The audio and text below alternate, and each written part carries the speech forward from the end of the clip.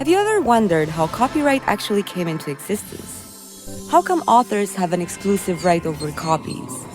How was this modern privilege invented anyway, and why?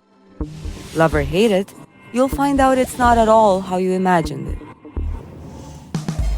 The laws we take for granted today weren't actually created with the payment or protection of the authors in mind, nor did they aim to encourage the creation of new works. Copyright was primarily designed for censorship, control, and strict regulation. Think about it. Throughout history, authors have never risen in revolt to demand rights for their copied works. Way back, much like today in fact, authors mainly relied on a wide variety of funding sources for their work. Musicians went singing from village to village, writers worked on commissions, painters and sculptors were funded by wealthy patrons. Others supported themselves through teaching jobs, grants or stipends, or municipal projects. Along came the first ever copying machine, the printing press. It forever revolutionized the way people spread information. Here at last was a cheap and quick way to make copies of books, and a very accurate one too. The writers, of course, were thrilled to have more published books and a lot more readers. Yet, both the state and the church were absolutely furious.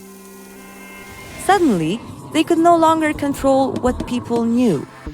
Works of dissent and criticism were becoming just as circulated as the Bible and any other government-approved documents.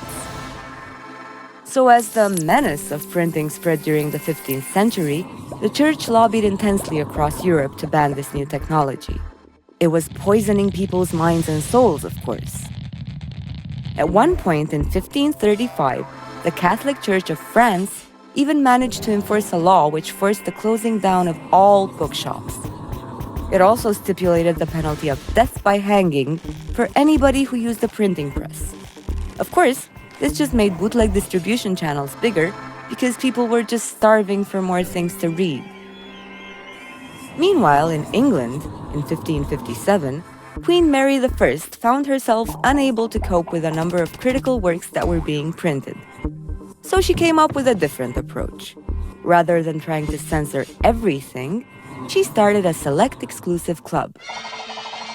Mary gave a royal monopoly to a printing guild, which took ownership over all printing activities in England. The London Company of Stationers, as they were called, basically worked as a private censorship bureau. The right to print was restricted to 2 universities and to the 21 existing printers. Books had to be first approved by the Crown censor. And the stationers acted as a for-profit information police force with the right to confiscate and destroy any unauthorized presses or books.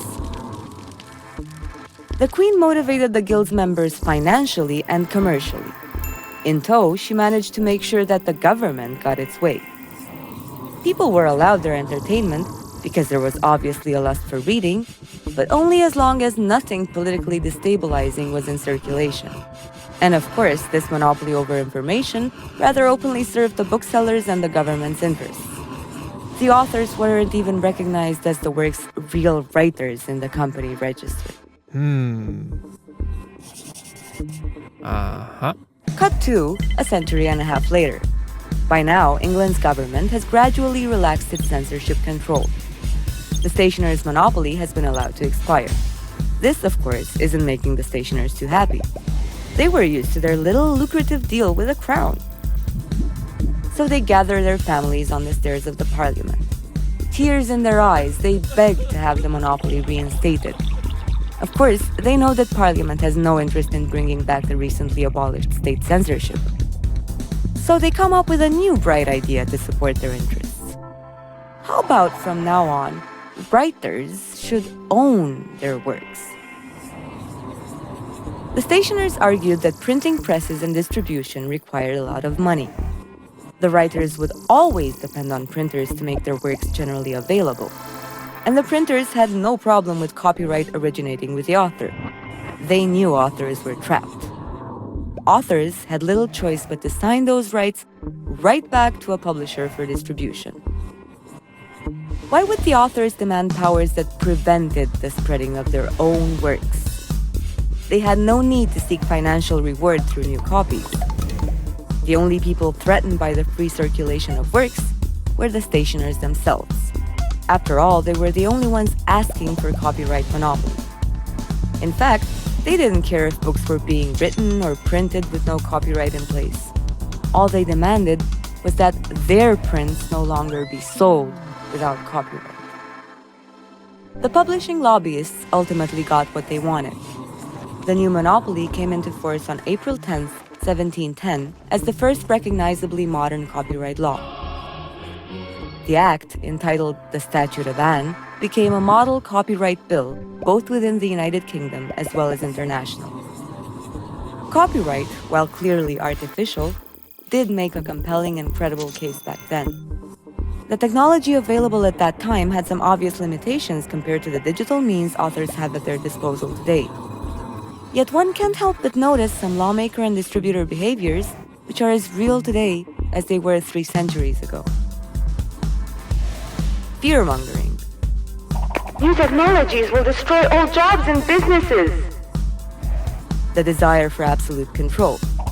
We get to decide about new copies. Incessant lobbying. Please, government, please hear us out. Repression. There will be no creativity without us. And perhaps most critically, the author is the least relevant cog in the mechanism. The author barely even matters. The old rules have less and less bearing in the new world. Maybe the time has come to teach the old dogs in power some new copyright tricks. Copying is a ritual. Copy me.